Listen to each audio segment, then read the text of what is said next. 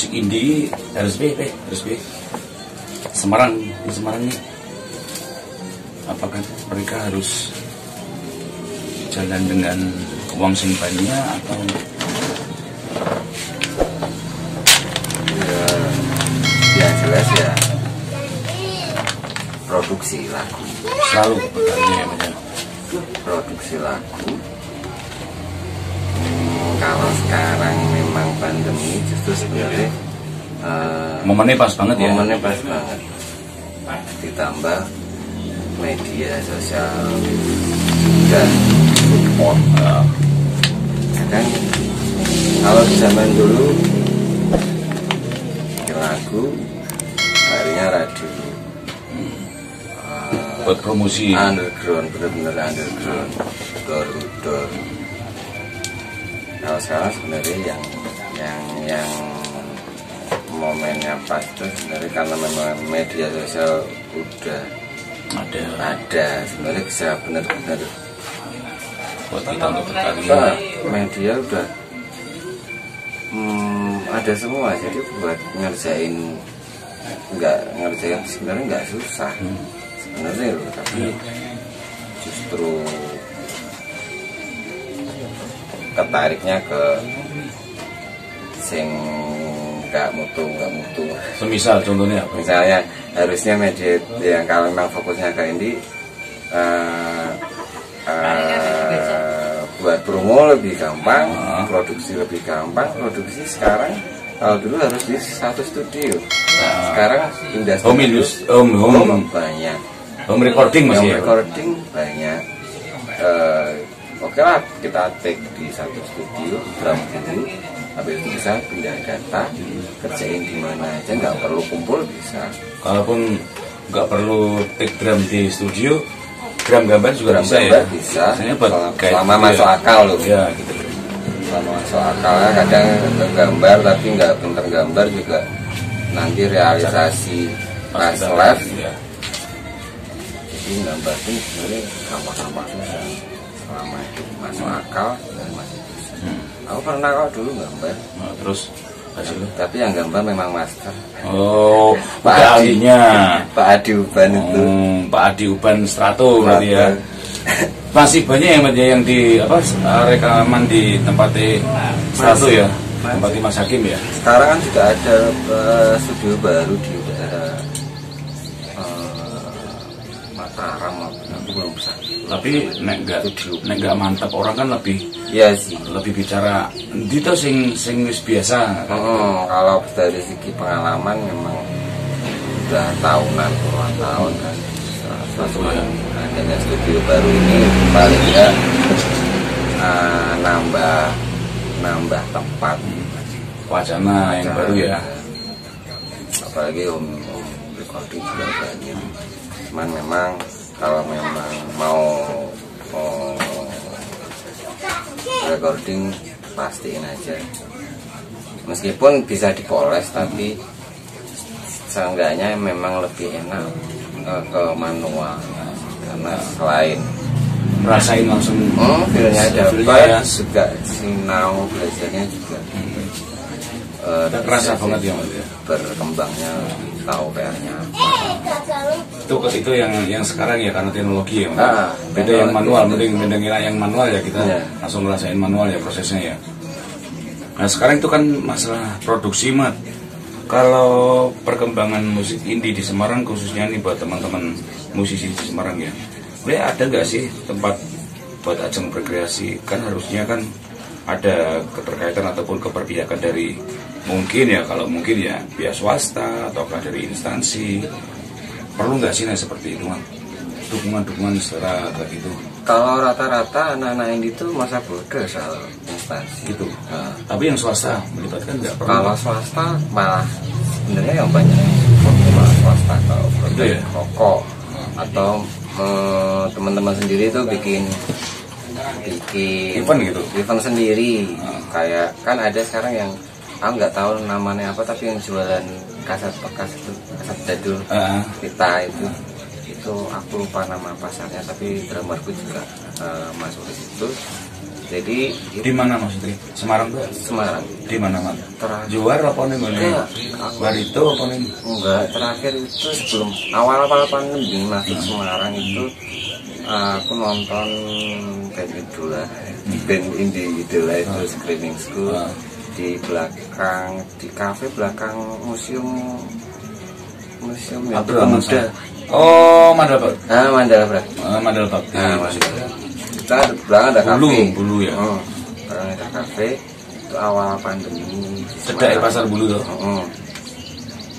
Itu ya itu eventnya itu termasuk si drummer itu dari Screaming School, tapi itu juga rotornya anak indie Bandung.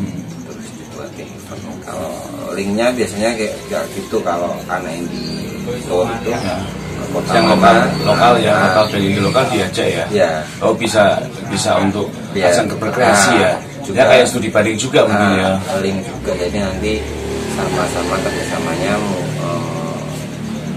teman Bandung kesini, kita bikinin acara, dia ada memang event tournya dia, sekaligus nantinya gantian pas kita ke sana, atau enggak kalau temen yang di sana bikin event kita undang. Linknya ke sini. Tips nganu Mat kanggo konco-konco indie ning Semarang, ya tahu kamu aja lah gambaran umum tuh harus gimana sih pergerakannya, tipsnya supaya dia selalu aktif apa bikin materi yang bagus, terus ngolah rasane suara dari karakternya masing-masing. Itu gimana Mat biar mereka pada semangat lah. Ada tips nggak buat temen kita? Kalau masuk di ranah indie itu sebenarnya tipsnya itu ya harus punya lagu, harus bikin lagu, apapun materinya. Kalau lagu itu nggak bisa bohong ya, memang dari masing-masing, tapi memang harus ada lagu apapun. Biasanya orang bikin lagu kan inspirasi dari idola. Iya. Ya itu benar-benar.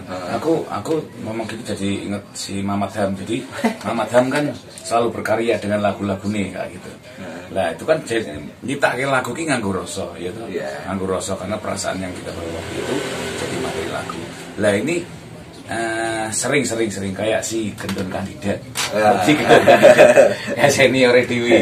Gendon Kandidat ini gawe lagu luar biasa banget. Nah sekarang ini Mamat Ham kan sama. Ada tips juga biar mereka tuh gawe lagu kan iso dirasake dadi enak sampai nanti jadi sebuah aransemen sing bener-bener indah, bener-bener cantik, bener-bener masuk ke hati gitu. Kalau ini apa Mas? Tips buat teman-teman indie. Jangan asal, tadi kan masalah asal kan berarti kan teknik ya. Tapi kan materi juga pengaruh. Kalau materinya jelek terus sudah didukung sama audionya nggak bagus kan iman. Sebaliknya ada yang ini secara komposisi bagus, aransemennya bagus, audionya jelek. Lah sing enak kan semuanya jadi bagus, audio keluarnya bagus, kita perhatikan, terus dipersiapkan bener. Nah sebagai salah satu musisi ya aku rasa ngomong si Mamat. Lah katakanlah Mamat Hamki gawe lagu nyitake kan mesti goroso. Mesti gejrengan pun enak gitu. Itu kasih kasih clue buat teman-teman. Kalau memang belum biasa nulis ya biasain nulis, ngarang. Kalau memang nggak ada bahan buat ngarang ya cerita apa adanya, misal masa lalu atau memang keseharian gimana. Kalau itu nggak ada semua ya wis minta materi sama temen. Aku pengen bikin lagu tapi aku nggak ada ide, aku minta storynya bisa nggak. Tapi kan itu kan otomatis izin dulu kan ke dia, tak bikin lagu gimana, otomatis kan storynya udah dapet, itu yang nantinya dijadiin inspirasi lagu. Kalau biasanya aku bikin lagu itu dari keresahan gitu. Kalau di HAM itu kan namanya HAM, jadi memang bikin lagu yang kritik sosial gitu, tapi ya keseharian kan, bahasa keseharian. Jadi orang mudah dimengerti, gampang, jangan pakai kosakata sing rotok ribet malah susah ya. Jadi enggak, kalau tadi selain kita itu berdasarkan pengalaman terus biasa nulis, ada lagi nggak tips buat teman-teman? Kalau soal basicnya lagu itu nggak ada yang jelek. Mau lagu bagus, pasti kalau misal dia ada yang bilang jelek, mungkin dia nggak selera. Oh gitu. Nah, jelas pasti loh. Iya kan? Nah, jelek nggak selera. Nggak. Jadi nanti lagu itu pasti nemuin orangnya. Iya. Nemuin yang memang ketemu pas momennya apa, lagu itu pas ketahuan baik bagusnya di mana. Intinya apapun lagunya itu nggak ada yang jelek, mungkin selera aja yang beda. Setuju. Jadi aku nyikapinya begini juga sih, Mat. Sepinter-pinternya awake dhewe kalau kita pinter dalam segala hal ya. Terutama bermusik, tapi kalau nggak bisa menulis ataupun dia nggak bisa menjiwai apa yang mau dia ciptakan ya susah juga ya. Akhirnya nggak mentok ketemu. Iya, jadi itu. Nah aku rasakan sih seperti itu. Jadi setuju banget kalau pas kita pas lagi ngalamun, genjrengan, terus nemu oke, kok enak ya, baru terus kita tulis ya, gitu. Jadi salah satunya tadi kita harus merasakan pakai jiwa juga ya. Kalau genjrengan nggak dapat feelnya ya, pindah studio. Loh, mana pas di rumah nggak di studio, masa di studio kita 2 jam nyitain lagu nggak ketemu nih? Teman-teman bayar itu kejar. Enggak juga. Nah, materi udah jadi, baru kita siap masuk studio. Aku malah kebalikan. Oh gitu. Nah, aku nggak bisa bikin lagu di sini. Tapi kalau di studio malah dapat feelnya. Baru setelah dari studio aku rapiin. Oh mungkin orang beda-beda ya. Tapi yang pasti kan materi itu udah ada di pikiran, terus kita tinggal tuangkan lewat lagu tadi ya. Kalau di studio biasanya kalau Yowis main bikin lagu, Yowis penjaringan apa, pohonone kan, nanti dapat feelnya dapat, terus ayo nyanyi baru liriknya di Oh gitu ya. Ya orang masing-masing beda. Terus besok ketemu lagi, kita latihan lagi, terus kita ulang, sing pasti sesuai dengan genre apa yang ada di hati ya. Iya. Oke. Nggak usah dipaksa ya. Jadi setuju banget kalau tadi masalah inspirasi ya, mencari inspirasi nggak harus di rumah, mungkin studio, kebalikannya nggak harus studio tapi di rumah bisa jadi kan seperti itu ya, Mas ya. Di studio tinggal gejreng, tapi berhubung kalau kita punya studio sendiri ya nggak masalah gitu. Nah sedino sewengi turun di studio nggak masalah, lali mangan gitu. Ngerti ini awan terus padangi di studio ini ya. Orang ngerti isu, orang ngerti awan, orang ngerti sore, orang ngerti bengi. Enak saudut, ngopi itu studio paling enak gitu. Nah terus ada lagi Mat, buat teman-teman musik indie di Semarang Mat. Gimana kalau kita mempersatukan all genre yang ada di Semarang supaya mereka semua tuh bisa menyatu generasi musik ini di Semarang begini?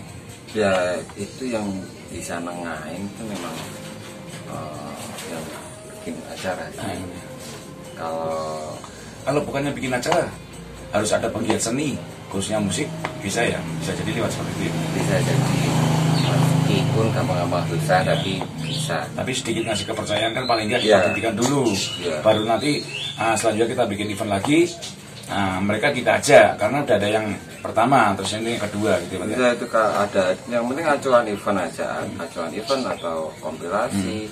Kalau nggak ada acuan di situ, ya hambar, kumpul-kumpul aja. Harus ada bukti dulu ya. Soalnya kan namanya komunitas, namanya all genre itu kan kalau dikumpulin udah beda selera kan. Tuh, nggak apa-apa, itu nggak apa-apa. Itu yang bisa mempersatukan kita Semarang bisa jadi maju karena banyak warna. Seperti halnya dari Sabang sampai Merauke itu ada berapa adat, suku dan budaya. Begitu juga dengan bahasa loh Mas. Itu bisa jadi satu di Bhinneka Tunggal Ika. Semarang harus bisa seperti itu. Ya itu tadi asalkan ada dikasih event aja. Kalau nggak ada event. Oke, nanti insya Allah masa pandemi ini selesai. Siapa ngerti kita bisa nguri-nguri ke pihak-pihak yang bisa membantu kita untuk berkreasi ya Mat ya, khususnya teman-teman musik indie. Ada wadah, terus ada wadah paguyuban asosiasi ataupun apa, Terus habis itu ada tempat, terus tinggal difasilitasi teman-teman ini main di situ ya Mas ya. Bisa. Kapan setelah pandemi selesai ya. Boleh. Oke. Tadi udah banyak yang kita bahas buat teman-teman ini di Semarang dari beberapa talent ya Mas ya, terus materi lagu, terus support nanti dari keperbikan dari beberapa sponsor mungkin atau pemerintah Kota Semarang ya Mas ya. Terus teman-teman ini juga harus bersatu, semua harus sendiri lah gimana caranya supaya Semarang bisa terkenal dan bisa maju dan pergerakannya lebih mudah lagi. Dan yang merasa menjadi senior kaca yang junior, saya setuju banget kalau musik itu harus berkembang dan harus regenerasi. Gak harus yang lama selalu muncul, tapi yang baru dimunculkan juga ya Mas ya. Oke. Terus ada lagi tadi karya-karya. Nah, karya-karya tadi dibikin harus sing rapi, sing bagus begitu. Ya biar agak siap. Oke Mas ya. Iya, kayak yang tadi memang tanggapannya si Trax tadi memang. Kenapa nggak acara dibubarin? Karena standarnya di bawah juga. Kan yo musiknya sih ini. Makanya Semarang harus bisa ya. Jadi generasi musik indie di Semarang harus bangkit dan harus bangun. Studio udah banyak. Kita bisa direkaman sendiri di rumah ya Mas ya. Ya bisa. Oke. Sebelum tak akhiri aku pamit balik soalnya kan iki wis meh bengi ya ta. Ada meh graji. Iki meh graji, bengi graji. Kita salam perpisahan buat teman-teman yang ada di sana ya Mat ya. Salam perpisahan dari saya Aris Kanida dan saya Mama Tos. Oke, sampai jumpa lagi. Salam peace dan salam let's go guys. Assalamualaikum warahmatullahi wabarakatuh. Waalaikumsalam. Peace.